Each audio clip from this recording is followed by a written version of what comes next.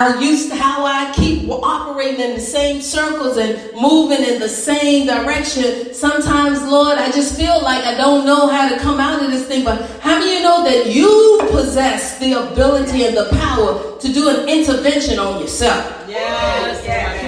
Is there anybody in this house that says, you know what, I'm just going to stop for a moment and I'm going to do an intervention? When I was reading this book, it's an old book and it's coming apart. It's called The Power of Awareness. I realized that, I want to segue into a story before I move on. I realized that in, what's today's date? The 12th. So in 11 days, I will be moving into the 6th decade of my life. Yes, you will. And, Okay, thank you. I didn't ask her to co-sign with that, just celebrate, but don't co-sign like, oh yeah, you're right, you're hanging in there.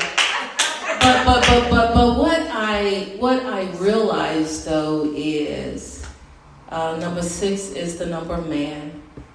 And God on the 6th day says that he created man. He told man that you have power over everything. You have power over the birds of the air, the animals in the sea, on the land, over all of the trees, over every seed yielding, every tree bearing seeds that yield seeds after its own kind. Like when he created man, he created man with everything, all potential to be able to do anything that was necessary. And so I decided, though, that I wanted to tap into a depth in God that will cause me to not continue my next years as my past decade. Can somebody say amen? Now, that's not to say that God hasn't done some things in my life. That's not to say that. That's not to say that God has not, shown me or shown himself strong to me. It doesn't mean that God has not allowed me to experience him. It doesn't mean any of that. But I'm over the life cycle for what was. That's done. And I have to tap into the God, my creator. This fullness that he gave me, I have to be able to operate in it more. Can somebody just say amen? I have to plug into him deeper. I understand when he told Peter to cause the people that were on the boat, there are some that's going to stay on the boat and not be willing to step out. But there is going to be some of us that are willing to step out.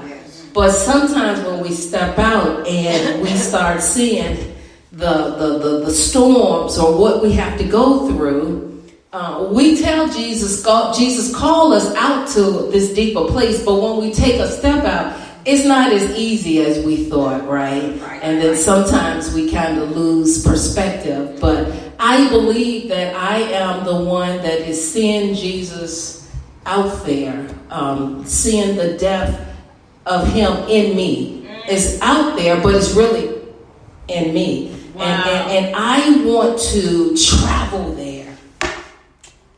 I want to be able to sit and to face the things that I'm going through, but not trip off of what I'm going through.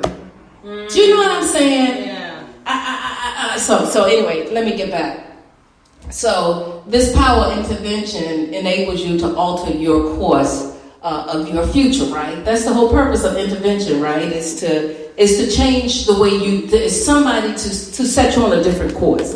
And I believe that this year, as we move into what God is calling us to do, this is that. The whole creation exists in you.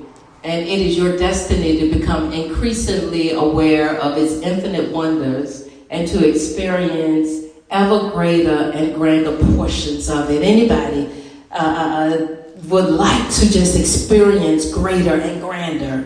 That's it. I I don't need to say anything else. I just want to experience greater and grander. Anybody in here? Amen. And I think for those of us who don't want to challenge ourselves to release in the earth the depth of who we are, I believe that it's an injustice to God. Because if God has given us everything that we need, then I know that He's challenging us to be able to delve into Him and to get more than what we ever had. And so, this week we're going to deal with the be full. Amen. We know that this is the year of 2020, and we know that God is challenging us to be able to move in a deeper depth in Him, to live in this era and to move into this depth. I'm looking at my app. Okay, I think that this is what I'm supposed to do. Okay, to live in this depth or to be full means living beyond the limitations of your humanness. Just tell somebody, I got to live beyond this. Anybody just feel like, does anybody feel like sometimes you're trapped in your humanity so much that you have not, you lost sight of the fact that you're not even human, that you're spirit really, and that, and you have a soul and you got this package that's carrying all of you, but that's not who you are. There's a deeper depth to you. And so I believe that we have to live beyond the limitations of our humanness and to operate in exceptional courage in the face of the unknown. Deepak Chopra said that. And so in 2020, we have access to unlimited and limited potential. And it all depends on how willing we are to detach from the stories that we tell ourselves, right? And we used as an example last week that the rich young ruler, right? He was at the place where he kept telling himself, well, I am great because I have money, but I follow Jesus because I carry out all of His commandments, and I do these things. But when the time came for him to really release his identity, he wasn't willing to do that. And I wonder if there's anybody in this place that is willing to change your story. How many of you know there's a power in storytelling? Many people, you'll hear some preachers' styles, their style is to storytell because there's power when you can tell a story. I listened to Elder Mayfield, like she has a whole library of movies that's stored inside her brain, and when a situation comes, she said, let me show you an example of this movie, right? And she go into the catalog of her brain, and she pulled that movie out that pertains to that situation. But the thing about it is, when she's making a point, she don't stop until she tell you the whole movie, right?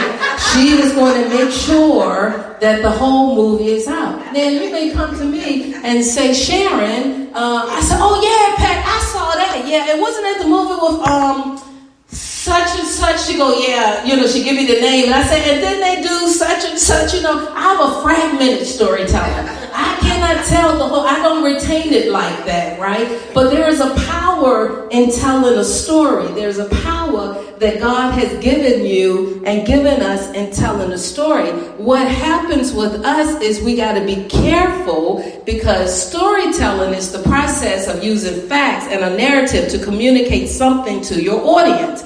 Some stories are factual, some are embellished or improvised in order to better explain the core message. And I just want to stop for one moment and just say, sometimes you are your own storyteller.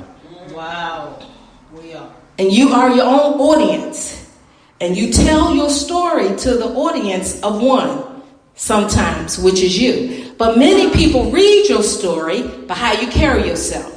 The things you do, what you say. That's why people can tell your feels a mile away. And they can tell them because of the story. Because the story is how you present yourself and your need to be heard or your need to be seen. We already know that you're telling yourself a story that nobody thinks or accepts me as I am. Can somebody Come on now. I just broke through somebody's story just now, right? Because sometimes the need to be heard is not always in the best is always the best thing, but the need, sometimes that need is something that we didn't get when we were younger. And so we keep telling ourselves this story and we keep acting it out. We're storytellers and we act it out. Can somebody say amen? And so there's this thing that I found out with storytelling is what we use to create our reality. And it is often a significant part of our silent suffering. Storytelling is what we use to create our reality, right? As a man thinketh, so is he. So whatever way your reality is, whether your reality is in the area of your career, in the area of finance, in the area of your home, your family, whatever, however way that's working for you, that's the story we're telling. Can somebody say amen? And so what the story does is the way that our reality shows up is part of what we call this silent suffering, right? Like this picture I thought depicted it, because there are some parts of us that we see, but how many know there's a whole lot of things locked inside of us that people don't even see, that people haven't even run into? Can somebody just say amen? And so we're in this place where the silent stories that we tell are hidden under the surface, where there is an audience of one and the story is being told to over and over and over again. The story is being told over and over and over again. And so I ministered down in Emporia, and I wanted to talk a little bit about this concept. It's called memorized suffering. Tell somebody, memorized suffering. Memorized suffering is a side effect of your story. Yes, it is. Wow. Yes, it is. Come on now. I'm getting ready to shout my own self happy up here. I know. Memorized suffering is a side effect. You know how you take a prescription and there are side effects that come from it? The side effect of your story that you've been telling yourself and that I've been telling myself for years is that I have caused it to be inscripted in the tissues of my being. And therefore, I begin to act out what I keep telling myself my story is. Can somebody just say, whoa, is that it? Because we have experienced different traumas in our lives. And so that means we have created within ourselves what is called this memorized suffering. This suffering that there's a trauma that happened when you were young. You and I have never been able to walk away from it. We haven't been able to leave it. And so we have created these thought patterns. That's why there are certain things that happen in our life that come back later on, and we say, I know why they came back to get me, because I remember when I did that. Anybody have been at a place where you kind of remember that was something that you did? And so a person with memorized suffering is one who has a recurrent thought or feelings related to a specific incident. Like you keep thinking the same things over and over again. You keep saying the same things. It also speaks about other events that are in your life. But memorized suffering will cause our trauma to speak louder than our truth. What happens is that I believe that God is giving us this ability to be able to speak life, but we can't speak life because our trauma speaks louder than what God has even told us. Remember, I told you there's an intervention that's got to go on. The intervention has to be that one of us, bless you, are coming to the place that we're going to stop the story and begin to speak our truth. Can somebody say amen? And so I saw this picture, and this picture said, I have not forgotten anything since my mother stopped breastfeeding me. It was a rainy Tuesday. In other words, that's not true, but it could be. No, but in other words, what's happening is there are some things that from your childhood you remember.